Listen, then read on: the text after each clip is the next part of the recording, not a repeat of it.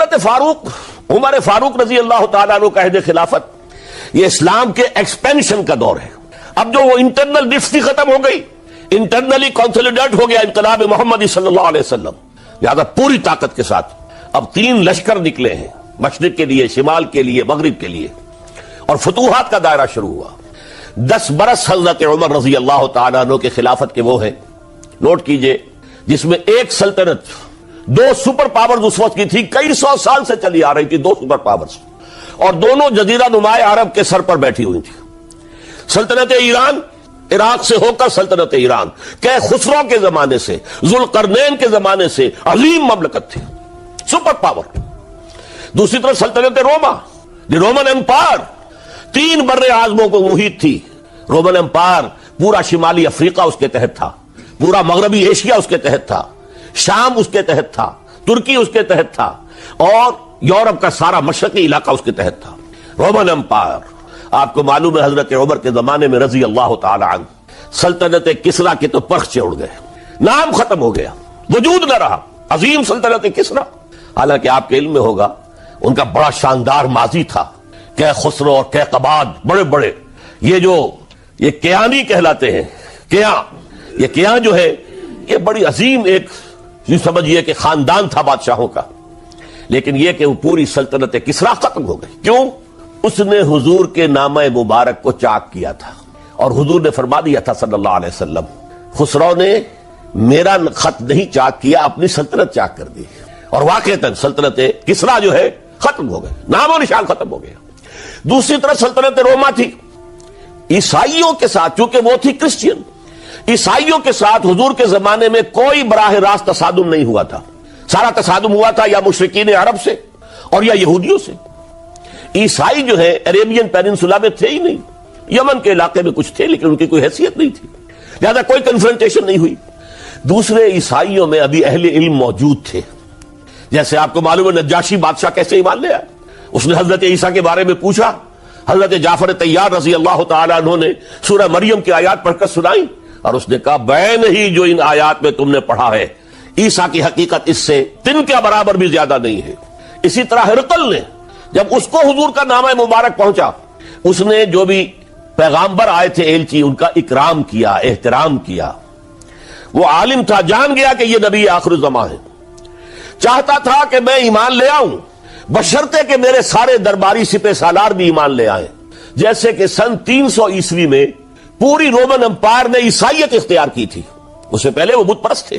300 عیسوی میں سلطنت روما کا جو ایمپرر تھا وہ ایمان لے آیا حضرت عیسیٰ پر. اس وقت تک ظاہر بات ہے اسلام حضرت عیسیٰ کا دین تھا, حضور تو ابھی آئے نہیں, حضور کے آنے میں تو ابھی 300 برس سے باقی ہیں. وہ عیسائی ہو گیا, پوری مملکت عیسائی ہو گئی, تو وہ نظام جو تھا حکومت کا برقرار رہا, انٹیکٹ رہا. ہرقل یہ چاہتا تھا کہ اسی طرح میری پوری سلطنت ایمان لے آئے تو میری حکومت برقرار رہے.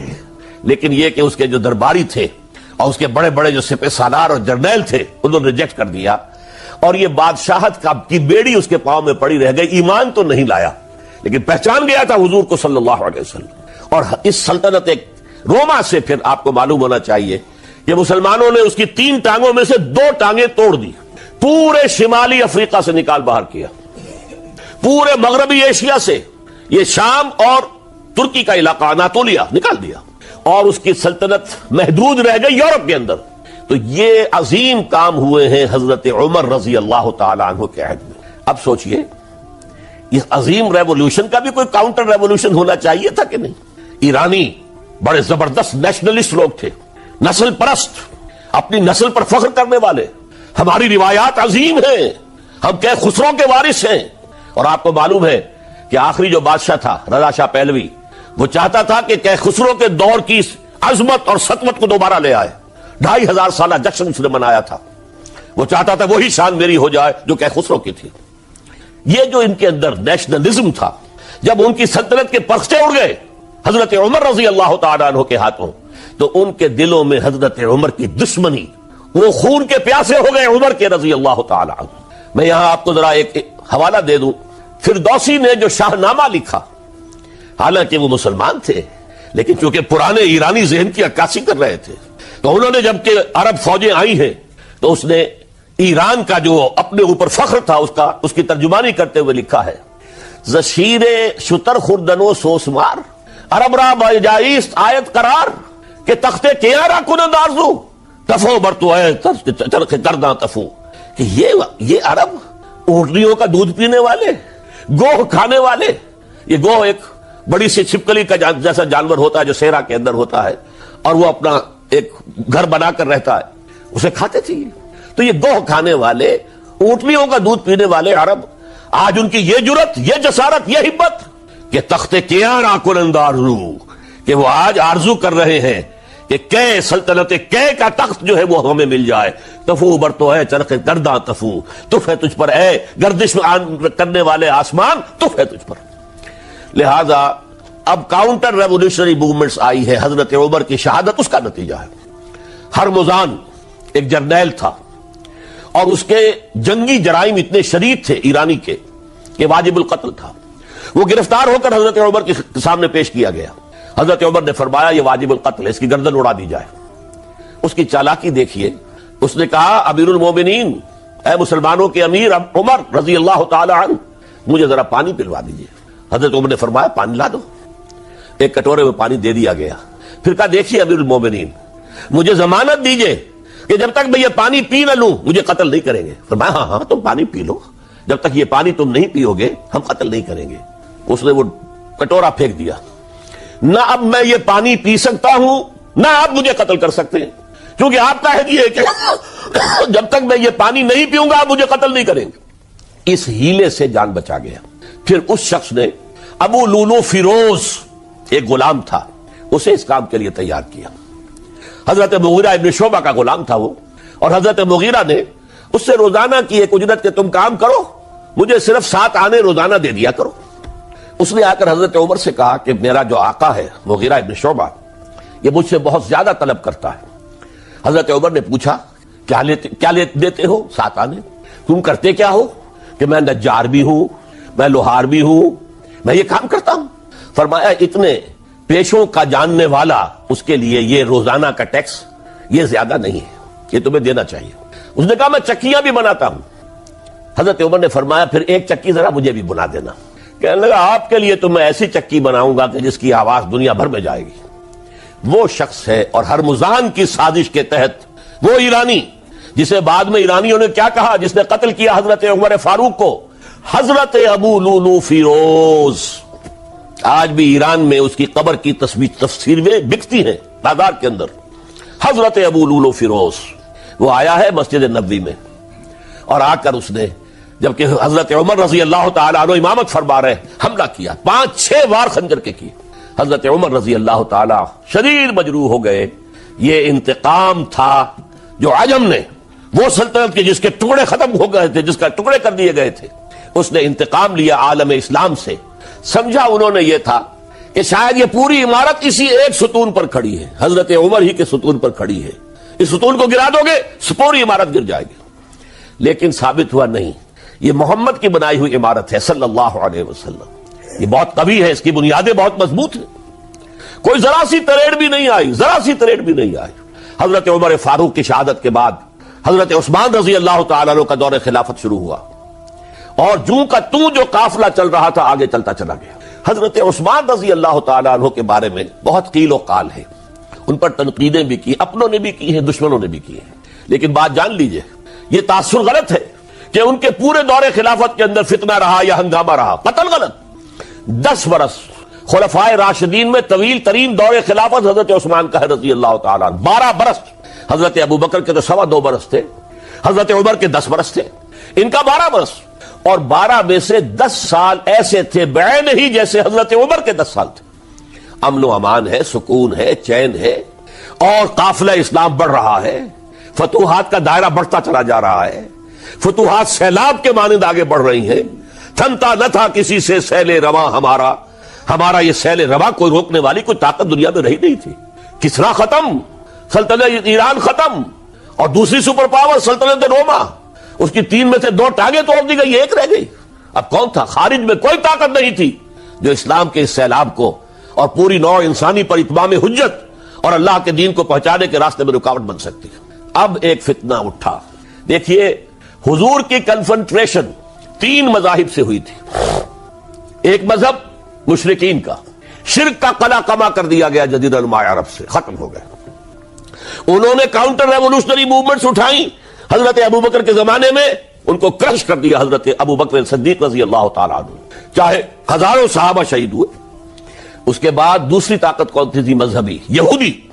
یہود کے 3 قبیلے مدینے میں آباد تھے، بنو قینقاع، بنو قریظہ، بنو نذیر۔ 2 کو مدینے سے نکال دیا گیا ان کی بدعہدی کی وجہ سے، حالانکہ حضور نے مدینہ تشریف لاتے ہی ان سے معاہدے کر دیے تھے۔ ان کا میثاق مدینہ یہ در حقیقت ایک پیکٹ تھا، جوائنٹ ڈیفنس آف مدینہ کا۔ مدینے پر اگر کوئی حملہ کرے گا، اور ظاہر بات ہے یہ کہ امکان تھا کہ مکے والے آ کر حملہ کریں، مشرکین مکہ، لیکن مدینے کا ہم تحفظ کریں گے مل کر، مسلمان اور یہودی۔ لیکن انہوں نے ہر موقع پر وعدہ خلافی کی۔ پہلے بنو قینقاع نکالے گئے، پھر بنو نذیر نکالے گئے۔ غزوہ احزاب کے موقع پر بدترین جو ہے بدعہدی بنو قریظہ نے کی، اور ان کو بڑی سخت سزا دی گئی، کیونکہ انہوں نے خود کہا تھا کہ ہمارا فیصلہ سعد ابن معاذ رضی اللہ تعالی عنہ جو فیصلہ کر دیں گے وہ ہمارے حلیف ہے، جو فیصلہ کر دیں گے ہمیں قبول ہوگا۔ اور حضرت سعد نے تورات کے حکم کے مطابق فیصلہ کیا کہ ان کے جتنے جوان ہیں وہ قتل کر دیے جائیں گے۔ بڑی سخت سزا تھی کہ جو دی گئی ہے، اس میں کوئی شک نہیں۔ پھر ان کا اڈا تھا بہت بڑا خیبر میں، وہ نکال دیا گیا، وہاں سے انہیں نکالا گیا، اس کے اوپر مسلمانوں نے قبضہ کیا۔ جیسا کہ میں نے عرض کیا، عیسائیوں سے کوئی کنفرنٹیشن نہیں ہوئی تھی، لیکن ان 2 کے ساتھ ایک مشرکین عرب کا خاتمہ ہوا اور ایک جزیرہ نما عرب سے یہودیوں کا خاتمہ ہوا۔ لہذا ان کے اندر جلن تھی، انتقام کی آگ تھی۔ سب سے بڑا تو حسد تھا کہ 2000 سال سے نبوت اور رسالت ہمارے پاس تھی، موسیٰ سے لے کر عیسیٰ تک علیہ الصلوۃ والسلام، 1400 برس ہماری تاریخ کے وہ ہیں کہ کوئی ایک لمحہ بھی نہیں تھا کہ کوئی نبی موجود نہ ہو۔ نوٹ کیجئے اس بات کو، حضرت موسیٰ 1400 قبل مسیح میں، اور حضرت عیسیٰ سن عیسوی کا آغاز، ان 1400 سالوں میں مسلسل نبوت بنی اسرائیل میں رہی۔ یہ حدیث ہے بخاری شریف کی، کانت بنو اسرائیل تسوسہم الانبیاء، بنی اسرائیل کی حکومت، ریاست، سیاست کا کام انبیاء کرتے تھے۔ اذا ہلک نبی خلفہ نبی، جب بھی نبی کا انتقال ہوتا تھا ان کا خلیفہ دوسرا نبی ہوتا تھا۔ یہ چین ٹوٹی نہیں، 1400 برس آپ کو معلوم ہے۔ حضرت داؤد بادشاہ بھی ہے، خلیفہ بھی ہے، نبی بھی ہے۔ ان کے بیٹے حضرت سلیمان بادشاہ بھی ہے، نبی بھی ہے، خلیفہ بھی ہے۔ اسی طریقے سے یہ سلسلہ چلتا رہا۔ تورات انہیں دی گئی، انجیل انہیں دی گئی، زبور انہیں دی گئی، بے شمار صحیفے اور دوسرے چھوٹے نبیوں کو دیے گئے۔ لیکن پھر اللہ تعالیٰ نے نبی آخر الزماں کی حیثیت سے محمد الرسول اللہ کو چن لیا، جو اسرائیلی نہیں تھے، جو اسماعیلی تھے، حضرت ابراہیم کے بڑے صاحبزادے حضرت اسماعیل علیہ السلام کی اولاد میں سے۔ اس پر انہیں سخت رنج، حالانکہ وہ پہچانتے تھے حضور کو، ان کی کتابوں میں جو نشانیاں لکھی تھی وہ پوری حضور پر جو ہے متفق ہو رہی تھی۔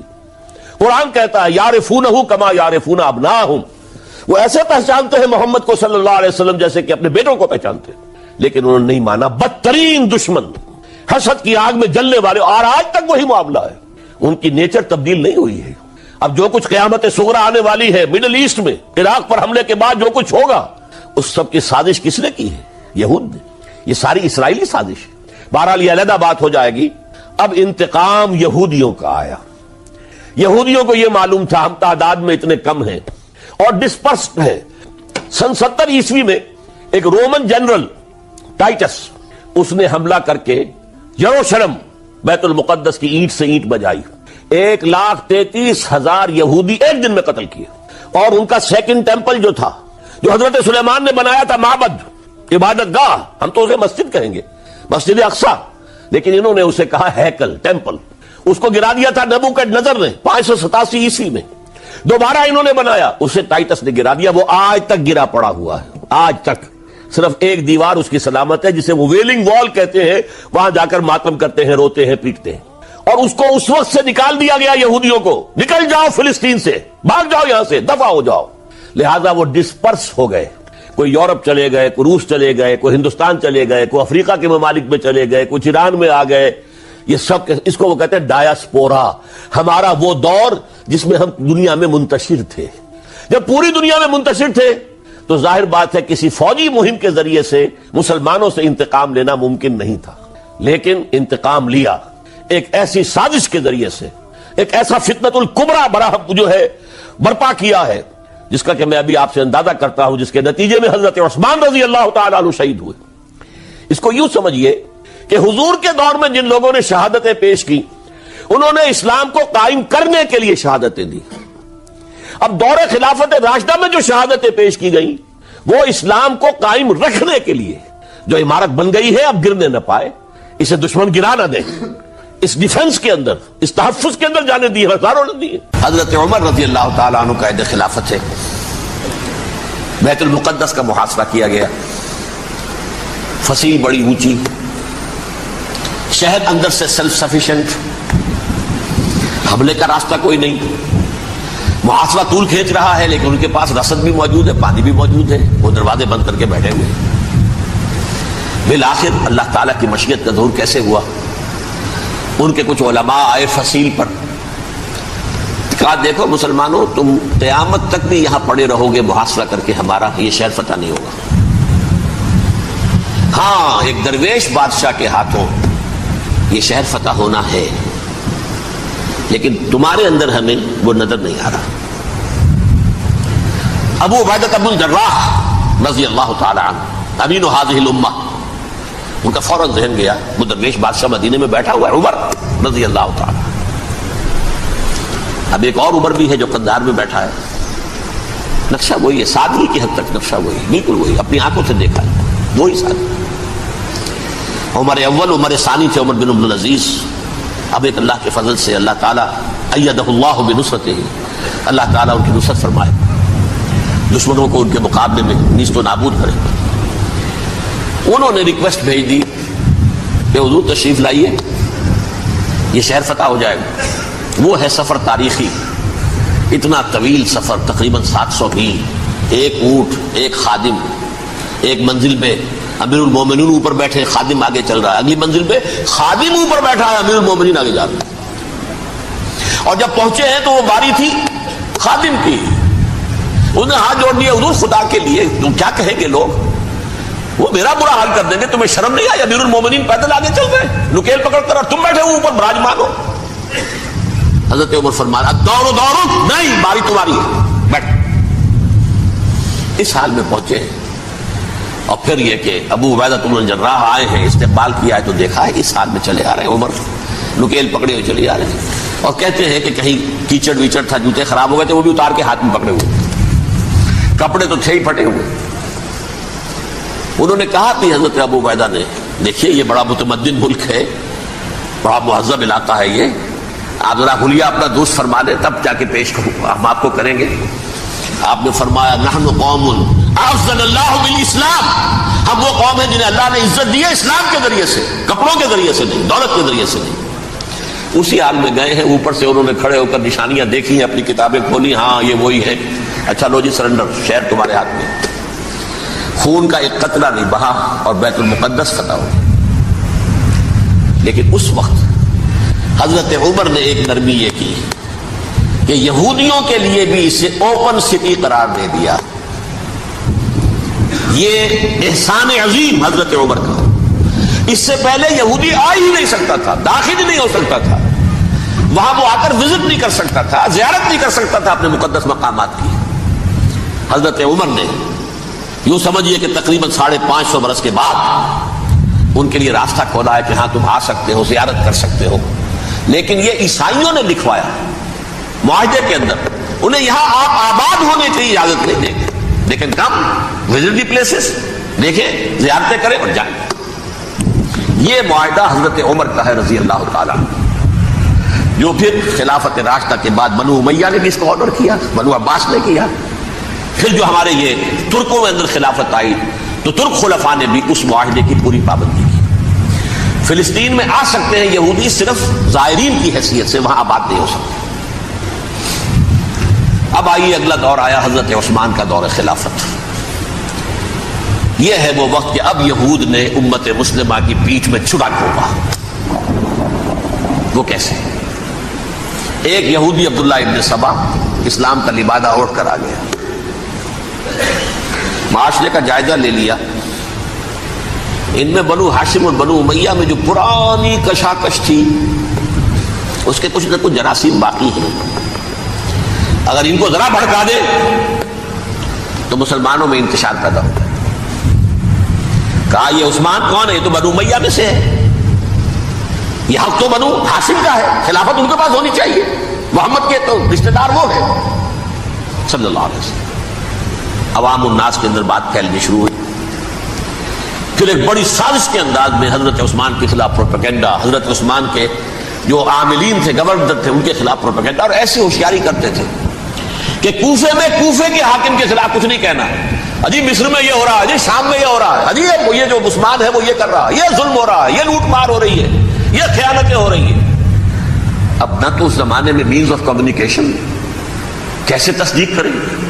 افواہیں تو آپ آج کراچی کے اندر شروع ہو جائے تو پتہ نہیں چل سکتا کسی کو کہ کیا اس میں صداقت ہے کیا جھوٹ ہے.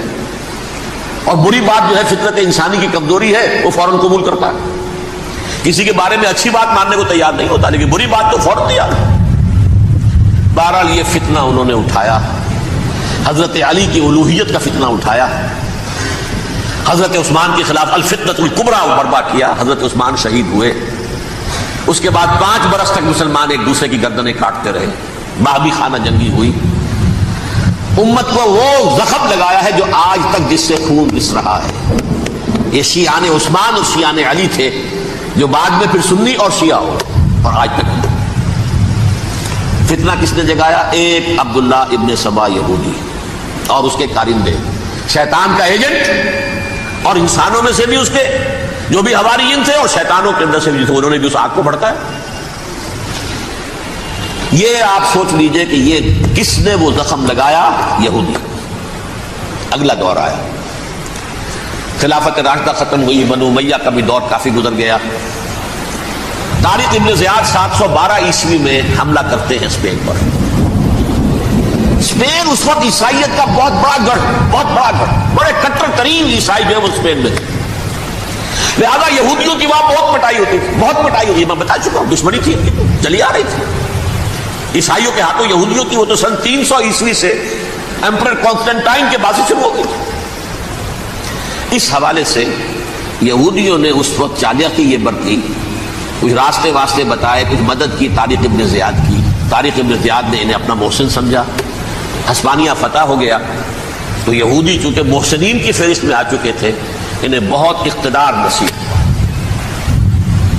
بڑی سپورٹ مسلمانوں نے دی. ان کے بڑے بڑے علماء جو اسی دور کے اندر پیدا ہوئے، بڑے بڑے تھنکرز ان کے اسی دور میں پیدا ہوئے. بن گوریون جو کہ ایک وزیر اعظم تھا اسرائیل کا، اس نے یہ لکھا ہے اپنی کتاب میں، مسلم Spain was the golden era of our diaspora. وہ ڈائسپورا جو 70 عیسوی سے شروع ہوا تھا اور 1917 عیسوی تک جاری رہا ہے، اس میں سے گولڈن ایرا ہمارا جو تھا وہ مسلم اسپین تھا. ہسپانیہ میں بیٹھ کر ہم نے عیش کیے. لیکن وہاں سے انہوں نے اور جو کچھ کیا، یہ تو داستان کے جو بہت سے گوشے ہیں، لیکن میں جس اسٹریٹ لائن میں چل رہا ہوں اس کے اعتبار سے ایک بات سمجھ لیجیے.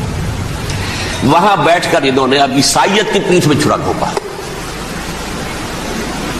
پروٹیسٹنٹ مذہب پیدا کیا، تقسیم کر دیا. جیسے شیعہ سنی کی تقسیم، عبداللہ ابن سبا، رومن کیتھولک اور پروٹیسٹنٹ کی تقسیم، یہودی علماء. ہوتا کیا تھا، ہسپانیہ کی یونیورسٹیاں ہیں، کارڈووا میں ہے، ٹولیڈو میں ہے، گریناڈا میں ہے، غرناطہ، قرطبہ، تولیتلا، اور وہاں آتے تھے لوگ. فرانس سے چلے آ رہے ہیں نوجوان پڑھنے کے لیے، جرمنی سے چلے آ رہے ہیں، اٹلی سے چلے آ رہے ہیں. 3 ہی ملک قریب ترین پڑھتے ہیں سینٹرل جو یورپ کے ہیں. یہاں پر جو ہے وہ اسلام جو نور پھیلا رہا تھا اس سے بھی مستفیض ہوئے. جہالت کے جو ہے پردے ان کے وہ چھٹے. اس کے ساتھ ہی وہ یہودی وہاں ان کے اندر جو جراثیم داخل کر رہے تھے وہ اس عیسائیت کے خلاف بغاوت جو اس وقت دنیا میں